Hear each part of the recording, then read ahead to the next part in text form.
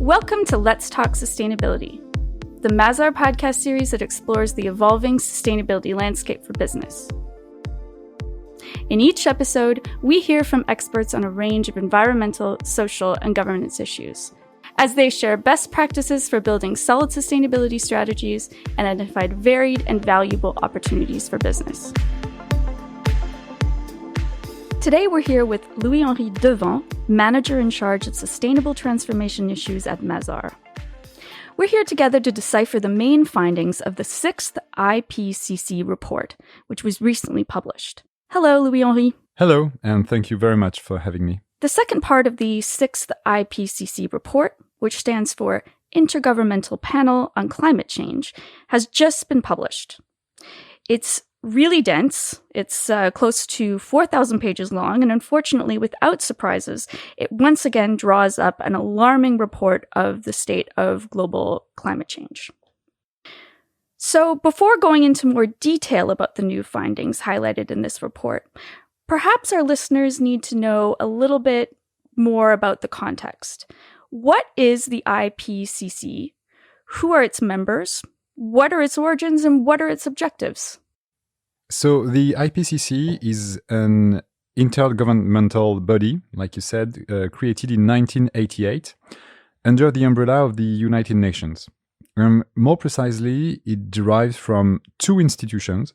First, the United Nations Environment Programme, the UNEP, and secondly, the World Meteorological Organization. So with that positioning, we see that first and foremost, the IPCC has a scientific perspective and not a political one, for example. The official mission statement, we could say, of the IPCC is to assess in a clear and objective manner the scientific information needed to understand the risks associated with human-induced global warming, to identify the possible consequences of that change, and to consider possible adaptation and mitigation strategies. So the IPCC gathers mostly scientists, but also state representatives, and it's an organization whose work has become an authority, like a gold standard, we could say, on global warming and its effect over time. The IPCC works on the basis of assessment cycles, and each cycle ends with the publication of a very large assessment report, which has several sub-reports in it. We'll come to that in a minute. And the end of one cycle allows for the opening of a new cycle. And in this case, like you said, we are in the sixth assessment cycle, the findings of which are being published progressively. So can you explain what's the difference between this report and the report published in August of 2021? Why is this called a second part? Sure. So, like I said, each IPCC assessment cycle results in the publication of several sub-reports, we could say. So there are three main working groups inside the IPCC. The first working group works on the physical science basis of climate change. The second works on impacts of climate change, vulnerability of our societies, and adaptation measures. And the third working group works on the mitigation strategies against, to reduce, we could say, climate change. And each working group publishes a report on its own specific topic. So last August 2021, was published the report of the first working group on the scientific basis of climate change. And today we are here to discuss the report of the second working group on the impacts of climate change, vulnerability of our societies, and possible ways of adaptation. And by the way, the report on mitigation from the third working group will be published in April, so in just a few weeks. And it will be followed by an overall synthesis of this assessment cycle in September 2022. Let's go into more detail now. What to you are the key points that really stand out in this report? So first of all, I'd like to start with a figure. 3.3 to 3.6 billion people, according to the IPCC, nowadays live in areas that are highly vulnerable to climate change. So we are talking about half of the entire humanity. And very vulnerable for the IPCC means that major consequences for the way of life of those populations are to be expected. We are talking about water shortages, for example, falling agricultural production, destruction of infrastructure, increase in infectious diseases. So these are all very tangible and powerful things. Secondly, it's important to know that global warming is already killing people today, and no one in the end will be spared. Of course, some regions will be more affected than others, but ultimately no one will be immune to it. Third, and that's the bright spot out of it, adaptation pathways do exist for the IPCC, and they can have a real impact of our conditions. The IPCC report lists a number of macro levers that need to be activated in order to protect humanity from the effects of climate change. And those levers can include coastal protection, for example, sustainable agriculture, water management, infrastructure resilience, etc., etc. And finally, for the IPCC, adaptation must be transformational and not short-term, which means that the whole system must change based on long-term planning and not based on short-term reactions.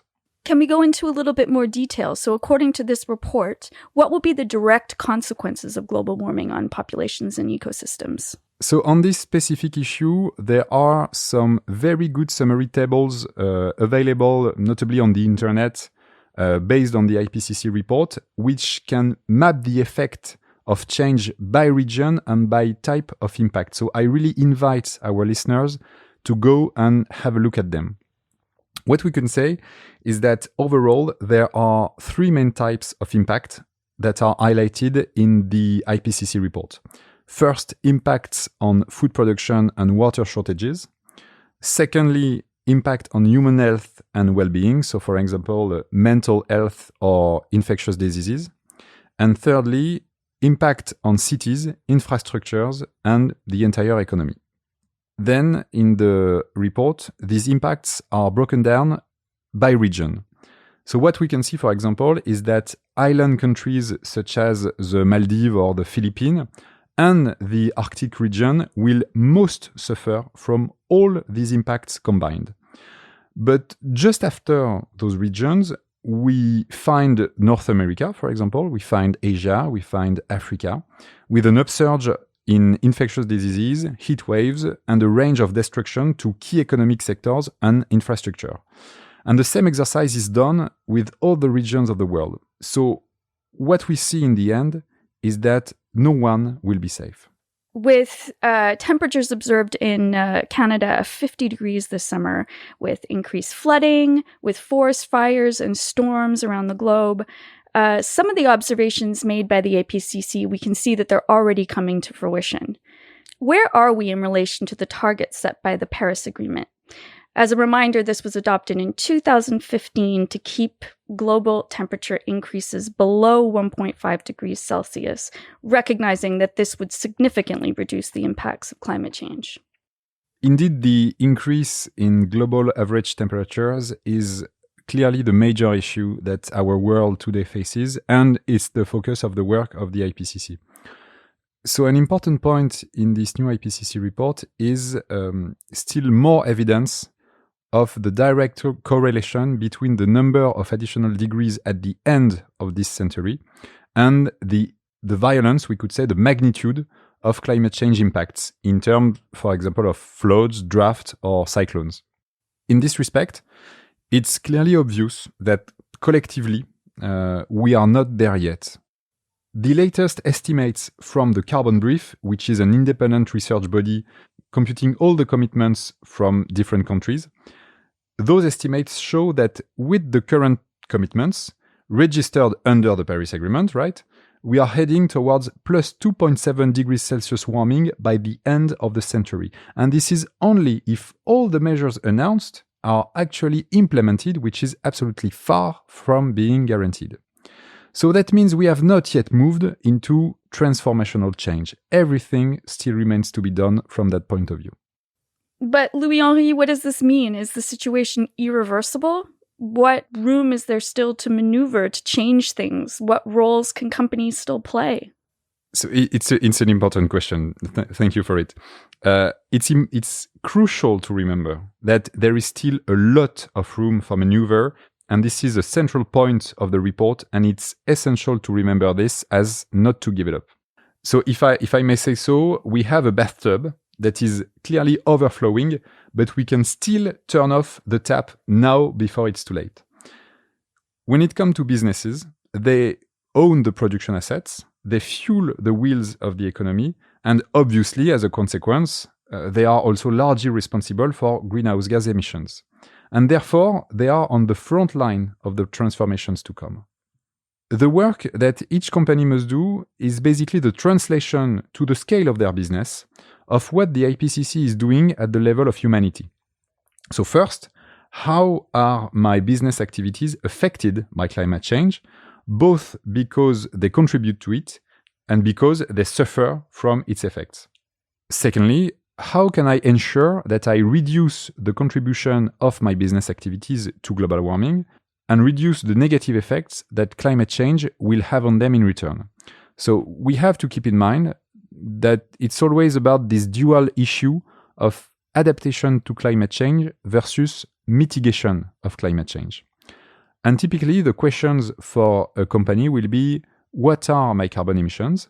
Where are they located in my value chain? How can I reduce them? And more broadly, where are my vulnerabilities and how can I prepare my activities for future transformation and upheavals? So once again, the central issue is not the anecdotal short-term reactions, but the sustainable transformation of companies' activities in order to adapt to major events and upheavals that are taking us into a world that is totally different from the one that we have known until now. The current geopolitical context raises questions of energy independence and accelerates the need to respond quickly to the issues surrounding our energy mix. What's your vision of this critical energy issue? Yeah, so indeed, the impact of major trends and events such as a war or a pandemic is always very ambivalent and can be contradictory.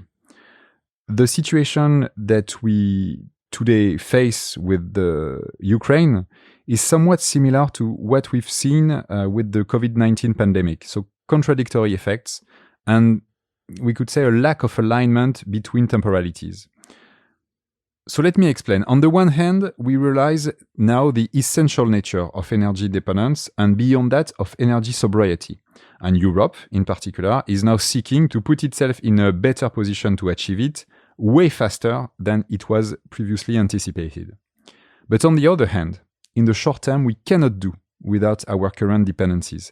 And we are already seeing now the emergence of social movements that are forcing governments to take immediate action in order to support the traditional patterns, we could say. For example, discounts on fuel prices.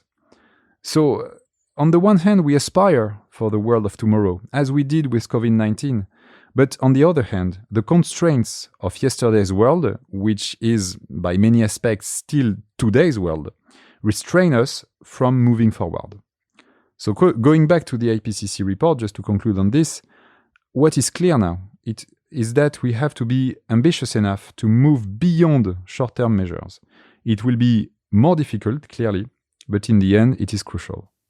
Thank you, Louis-Henri, for these very valuable insights on this topic. But what would be your final word then? Do you have a strong message that you'd like to relay to any of the business leaders listening to us today? So thank you for letting me have the word of conclusion. I think my main message would be, and sorry for being a bit frightening, nobody is safe. No citizen, no government, no company will be. In one way or another, you will be affected and your business will suffer from global warming. So it's not a remote issue. It's not an issue that is far from the business like it was believed from many years. It is actually a core business issue. My second message would be, and it's a bit more positive, we could say, to govern is to foresee. And our auditors know that good business management takes trends into account and anticipates their effects in order to be better prepared. This is exactly what must be done. When a company will be up against the wall because the supply chain will be threatened, logistic flows will be stopped, or production facilities will be destroyed due to climatic events, it will be too late for transformation. It will be game over. So climate change is not a long-term problem. It's an immediate one, and the sooner companies will start to address it, the better they will be prepared for the upheavals to come, which are already underway. Thank you so much, Louis-Henri Devant, for your very insightful analysis of this topic.